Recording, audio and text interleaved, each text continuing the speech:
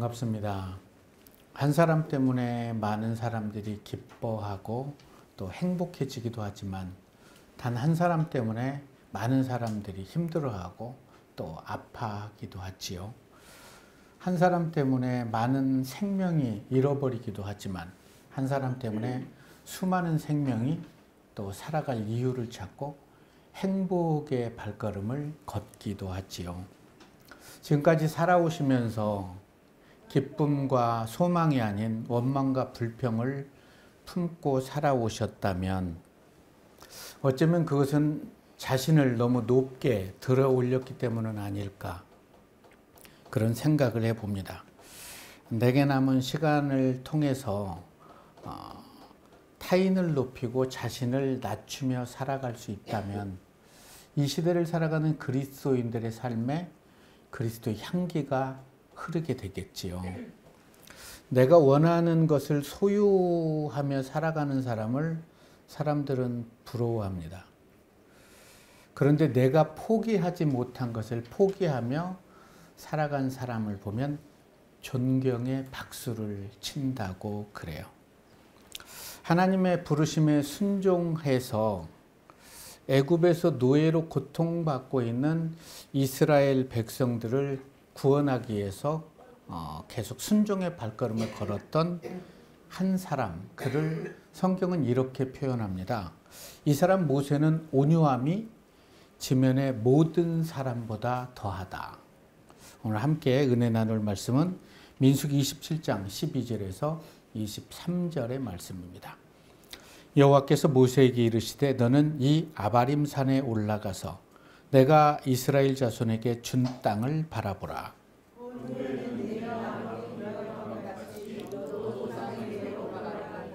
이는 신광야에서 회중이 분쟁할 때 너희가 내 명령을 거역하고 그 물가에서 내 거룩함을 그들의 목전에 나타나지 아니하였음이라. 이 물은 신광야 가데스의 무리바 물이니라. 여호와 모든 육체의 생명의 하나님이시여 원하건대 한 사람을 이 회중 위에 세워서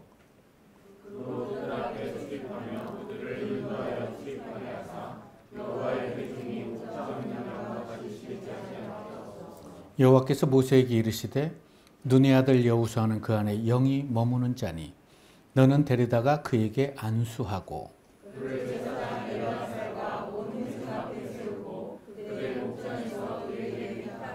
내 종기를 그에게 돌려 이스라엘 자손의 온 회중을 그에게 복종하게 하라.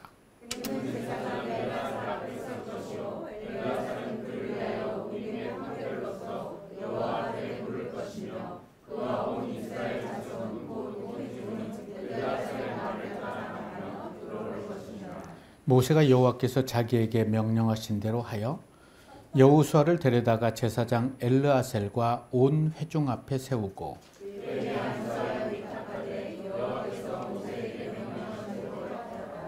아멘.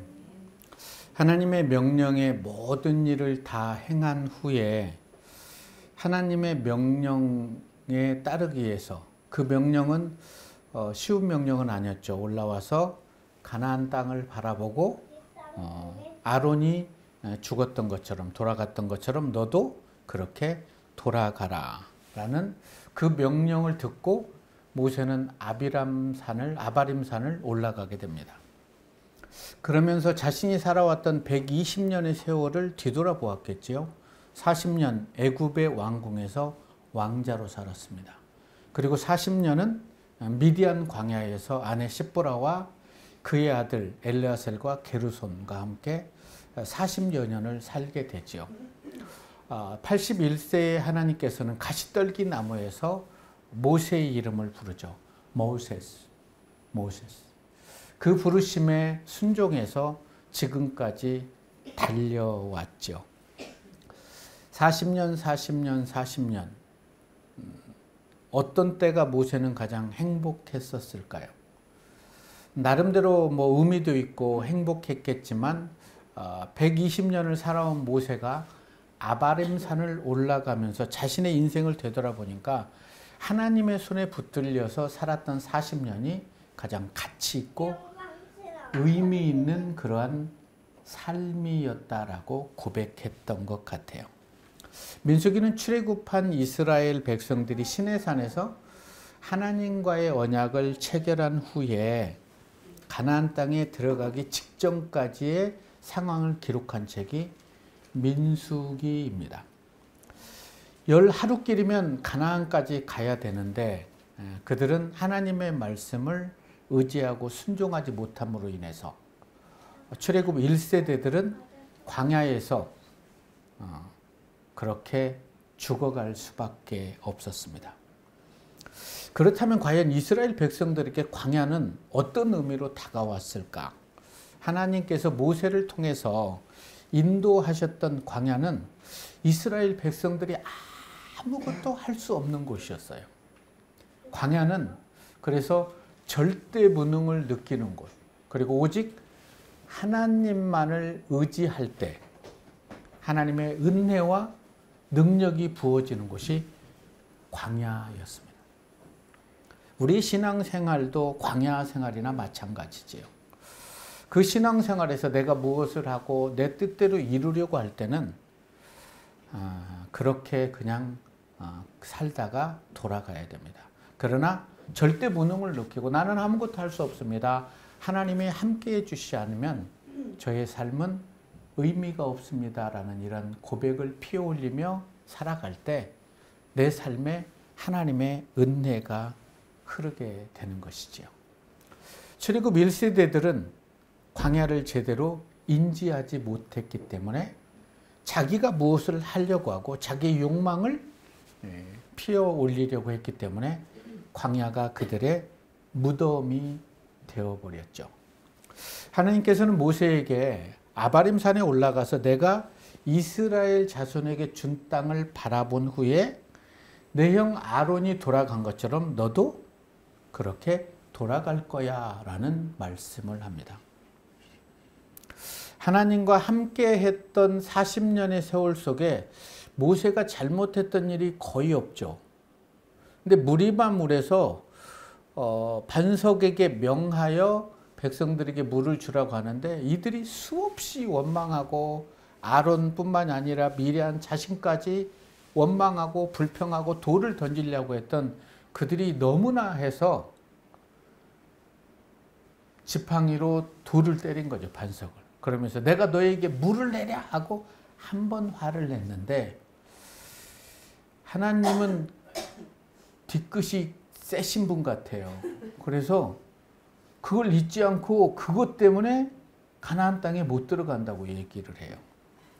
이런 말씀을 하나님께 우리가 들었다면 아니 더 엄청난 짓을 행한 사람도 있는데 순종 안 한 것도 아닌데 하다 보면 열받기도 하고 또 씻기도 하고 그러는데 뭐 그거 가지고 그럴 수가 있습니까? 라고 할 수도 있었는데 모세는 아무런 반응을 하지 않았다는 거죠. 그리고 하나님이 명하신 대로 그렇게 한 걸음씩 나아가요. 어떻게 이럴 수가 있을까? 제가 성경을 깊이 묵상해 보니까 아바림 산에 올라온 모세와 하나님은 과연 어떤 대화를 나눴을까?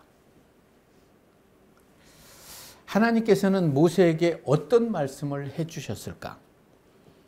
젖과 꿀이 흐르는 땅을 함께 바라보면서 모세의 어깨를 다독이면서 고마워. 너밖에 없었어. 너가 아니면 하나님 나라를 이 땅에 세울 수가 없었어. 라고 그를 위로하고 격려해 주시면서 출애굽 2세대를 위해서 여호수아에게 내 자리를 물려줘라. 그러면서 2세대들이 요단강을 가르고 그 성을 소돔과 고모라 성을 다 멸망시키고 여리고 성을 무너뜨린 얘기들 그런 것들을 다 보여줬던 것 같아요. 그리고 사사시대에 그들은 이제 하나님의 말씀으로 정복하지 못하고 쫓겨나 버리고 그런 그들을 사무엘 선지자를 보내서 빼앗긴 이스라엘 백성들을 하나님 품으로 돌아오게 했지만 사울왕은 자기의 욕망을 위해서 그 또한 광야라는 무덤에 죽게 되고 다윗을 왕으로 세워서 온 세상에 하나님 나라를 펼쳐놨지만 그의 아들 솔로몬의 잘못된 정책으로 인해서 주전 930년에 남과 북이 갈라지게 되죠. 그래서 북이스라엘의 초대왕 여로보암으로 시작해서 19번째 왕 후세오 왕까지 북이스라엘은 한 명도 선한 왕이 없었습니다. 그런 악행을 저지르고 있었을 때 주전 722년에 아수르는 북이스라엘을 초토화시키게 되죠. 그런 모든 것들을 보았음에도 남유다는 하나님을 원망하고 불평하고 하나님 뜻대로 살아가지 않음으로 인해서 그로부터 130여 년이 지난 후에 주전 568년에 바벨론에 이스라엘 성이 다 회파되고 포로로 끌려가면서 그들이 아파하는 모든 것들을 하나님께 모세에게 영화처럼 보여주시는 거예요. 그런 내용들이 신명기 27장, 28장, 29장에 쭉 기록을 하게 되죠. 가나안 땅에 들어가면 다 되는 줄 알았는데 그곳에 들어가서 세월이 지나면서 이스라엘 백성들의 암울함을 그 아픔을 바라보면 모세는 아마 모세의 눈에는 어느덧 눈물이 흘렀을 거예요. 너무나 아파서. 그런데 하나님도 울고 계시는 거예요. 이런 마음을 안고 내려가서 출애굽 2세대들에게 나의 마음을 좀 전해줘. 그래서 모세는 그 마음을 가지고 눈물을 흘리면서 고별 설교를 했던 세 편의 고별 설교가 신명기에 기록되어 있지 않습니까? 신명기를 펼쳐보면 앉아있을 든지 일어서든지 하나님의 말씀으로 내 자녀를 양육하라고 그렇게 울부짖었지만 모세는 천년 후의 일들까지 알았기 때문에 마음을 아프고 출애굽 2세대들은 걱정하지 마십시오. 이제 그만하셔도 우리가 믿음으로 살겠습니다.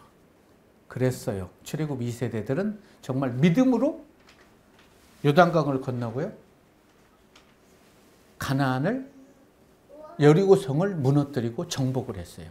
그러나 세월이 흐르면서 그들의 자녀들에게 하나님의 신앙을 물려주지 않음으로 인해서 그들은 이방 민족에게 짓밟히고 포로가 될 수밖에 없었어요.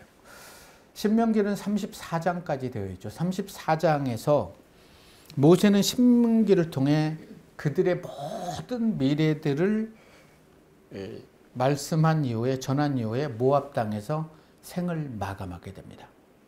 그런데 모세가 죽을 때 그 나이가 120세였는데 눈도 흐리지 않았고 기력도 쇠하지 않았대요. 하나님의 최고의 축복을 받고 하나님 품에 안길 수 있었던 사람 모세였습니다. 그러한 모든 것들을 하나님이 보여주셨는데 그 아픈 역사를 미래를 보면서 모세는 아바림산을 어떤 마음으로 내려왔을까요? 출애굽 이스라엘 백성들을 하나님의 말씀으로 인도하려고 40여 년을 그들을 품고 기도하고 울고 그랬는데 그들이 젖과 꿀이 흐르는 가나안 땅에 들어가서 세월이 흐르면서 다 빼앗겨버리는 그런 모습을 볼 때 너무나 가슴이 아파하면서 하나님 이들에게 이런 일이 펼쳐지지 않도록 나와 같은 사람을 하나 세워주십시오. 그가 하나님의 마음을 전하게 해주고 또 다른 사람들이 세워져서 이런 좋지 않은 그런 역사를 돌려주십시오 라고 얼마나 기도를 했겠습니까? 절정보다 더 아름다운 것은 절정으로 걷는 과정이라고 저는 생각을 합니다. 지금도 나쁘지 않는데 앞으로 더 좋아질 것 같은 예감이 들 때 사람들은 행복해진다고 그래요. 김영기 시인이 쓴 낙화라는 시를 잘 알고 있을 거예요. 시인은 낙화라는 시를 통해서 영혼의 성숙을 위한 이별을 노래합니다. 가야 할 때가 언제인가를 분명히 알고 가는 이의 뒷모습은 얼마나 아름다운가. 분분한 낙화, 결별이 이룩하는 축복에 쌓여 지금은 가야 할 때, 무성한 녹음과 그리고 머지않아 열매 맺는 가을을 향하여 나의 청춘은 꽃답게 죽는다. 나의 사랑, 나의 결별, 샘터에 물 고이듯 성숙하는 내 영혼의 슬픈 눈. 이 시를 읽다 보면 출애굽 2세대들을 두고 떠나야 되는 모세의 심정이 배어 있는 것 같아서 어느 날 저는 이 시를 좋아하게 됐습니다.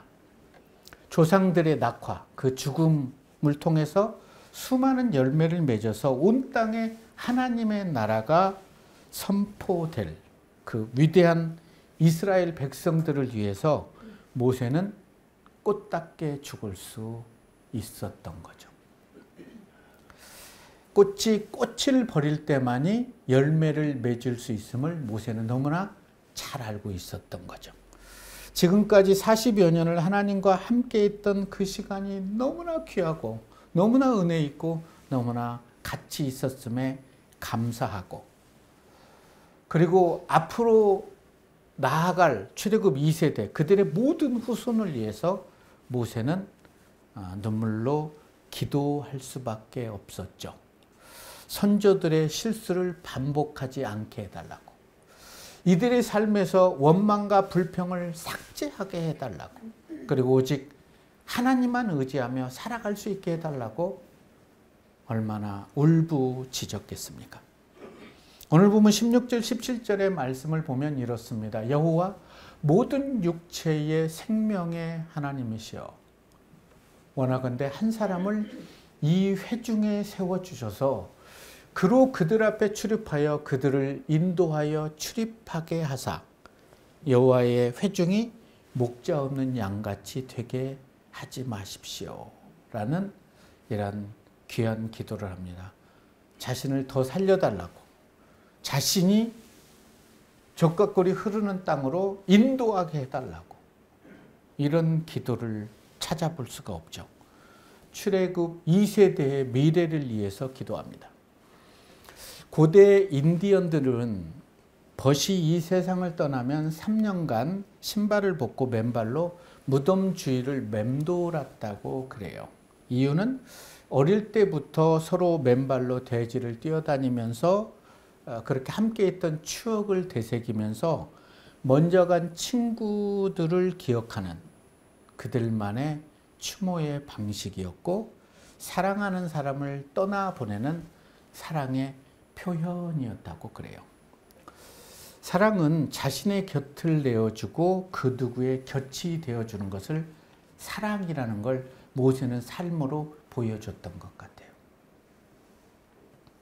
모세는 하나님의 산 호렙산에서 여호와의 사자가 불꽃 가운데서 모세스 그의 이름을 부르신 그날부터 지금까지 40여 년이 흐르는 동안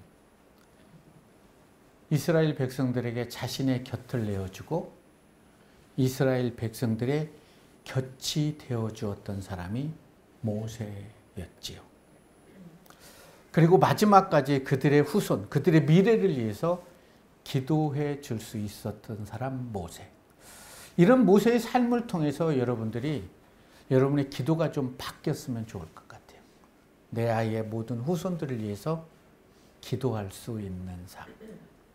내 기도 하나도 하지 않아도 하나님이 내 아이의 이 시대의 다음 세대를 위해서 기도한다면 하나님께서 얼마나 우리에게 은혜를 베풀어 주시겠습니까? 모세의 기도는 200만 명 정도가 되는 광야교회의 후임 목회자를 세워달라는 기도였어요.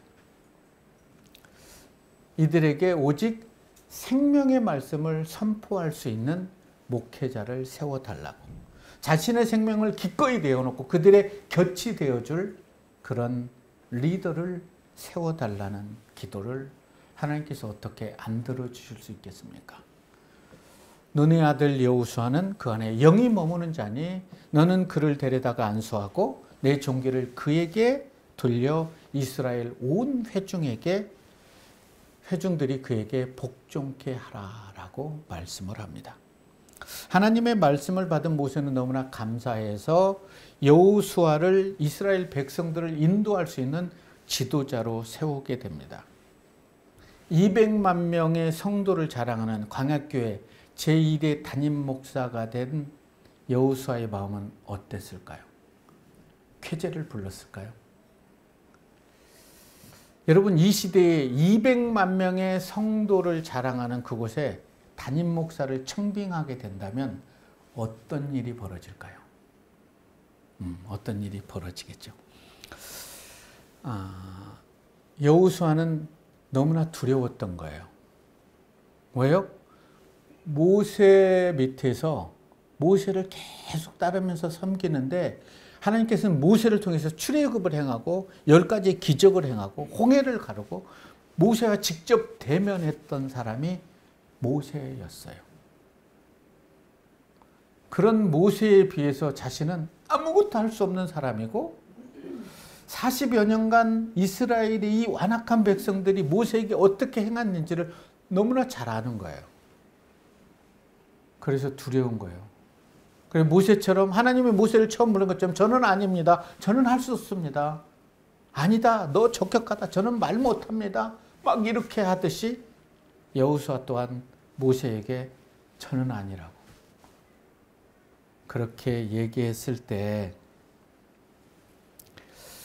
모세는 여호수아를 어떤 말로 설득했을까요? 지난날에 자신과 함께 하셨던 하나님의 은혜를 들려줬겠죠. 그리고 여호수아의 어깨를 토닥이면서 하나님께 쓰임 받는다는 것은 참 두렵고 떨리는 일이지만 내 삶을 통해 되돌아보니까 가장 의미 있고 가치 있는 일이었네. 하나님의 일은 내가 하는 게 아니라 하나님이 하는 거예요. 너는 그냥 하나님만 바라보고 하나님만 의지하면 그리고 하나님의 주신 말씀을 백성들에게 선포만 하면 하나님의 능력이 하나님의 말씀을 통해서 이루어질 거야. 우리가 서로 그것을 목격했잖아. 그리고 미안하네. 한 명도 아니고 200만 명을 맡겨서 우리가 자녀를 한 명만 누구에게 맡기면 되게 미안한 거잖아요. 그죠? 누군가를 맡긴다는 게 미안하다는 걸 아는 사람이 저는 성숙한 사람이라고 생각합니다. 여호와께서 모세에게 하신 모든 말씀을 모세는 그대로 행했다고 성경은 기록합니다. 그게 은혜죠. 그게 기쁨이고 꽃이 꽃을 버릴 때 열매를 맺을 수 있음을 알았기에 지금은 가야 할 때임을 알게 됐던 모세. 그래서 여호와의 명령대로 모든 것을 기쁘게 내어줄 수 있었던 사람 모세였죠. 모세의 이력은 이러했습니다. 이 사람 모세는 온유함이 지면에서 모든 사람보다 더하더라. 얼마나 강팍했습니까? 자기 동족을 때린다고 돌로 애굽 사람을 쳐 죽인 사람이 모세였는데 그의 완악함을 다듬기 위해서 하나님은 40년간 광야에서 그를 훈련시켰어요. 그리고 모세를 부르게 되죠. 그리고 그는 하나님의 백성들을 인도하면서 온유한 자로 변하게 되었던 거죠. 이력서, 발불리, 지낼력, 글서. 어떤 이가 살아오면서 이룩한 발자취를 우리는 이력서라고 얘기를 하죠. 발과 신이 걸어온 기록이라는 뜻이기도 합니다. 그래서 삶의 흔적을 우리는 족적이라고 얘기를 하죠. 자, 그렇다면 여러분들이 지금까지 하나님과 동행하면서 걸어왔던 여러분의 족적은 어떠했습니까? 모세처럼 하나님께서 인정받을 수 있는 삶을 살아오셨습니까? 그렇지 않아도 괜찮아요. 우린 모세가 아니니까. 지금부터라도 한 걸음 한 걸음씩 세상을 바라보지 않고 하나님을 바라보며 하나님을 의지하며 하나님과 동행할 수 있다면 그것 하나만으로도 하나님께서는 기뻐하실 거예요. 그리고 여러분과 함께 하실 거예요. 혹시 한 분이라도 교회라는 광야에서 방황하고 계신 분이 계시다면 광야의 위기는 양식이나 물이 없어서가 아니라 하나님이 과연 살아계시는가 하는 의심이 들 때가 가장 무서운 위기예요. 신앙생활 하면서 나의 모든 환경 속에서 하나님이 이것까지도 함께 하실까라는 의문이 들면 위기예요. 그것까지도 함께 하세요. 아주 사소한 것도 하나님께 맡기면 그게 은혜임을 기억하시기 바랍니다. 우리가 살아가고 있는 어느 날 하나님께서 모세를 부르신 것처럼 여러분의 이름을 부르시면서 살아온 삶을 뒤돌아보고 여러분의 후손들이 걸어가야 할 믿음의 미래를 보여주실 때 우리의 후손의 미래가 어둡다면 눈물을 흘리면서 후손을 위해서 다음 세대를 위해서 기도하고 이 후손을 이끌어갈 하나님의 사람을 세워달라고 기도할 수 있다면 아직도 우리에게는 희망이 있지 않겠습니까? 그래서 남은 자들을 위해서 마음껏 기도할 수 있는 삶이 은혜죠. 우리는 태어날 때 울죠. 나만 울고 다른 사람이 다 웃어요. 그죠? 근데 죽을 때는 나만 웃고 다른 사람이 다 웃는 게 행복한 삶입니다. 죽을 때 모세처럼 환하게 웃을 수 있는 삶, 그리고 남은 자를 위해서 마음껏 기도할 수 있는 그런 저와 여러분이 되시기를 우리를 죄에서 구원하신 주님의 이름으로 축원합니다.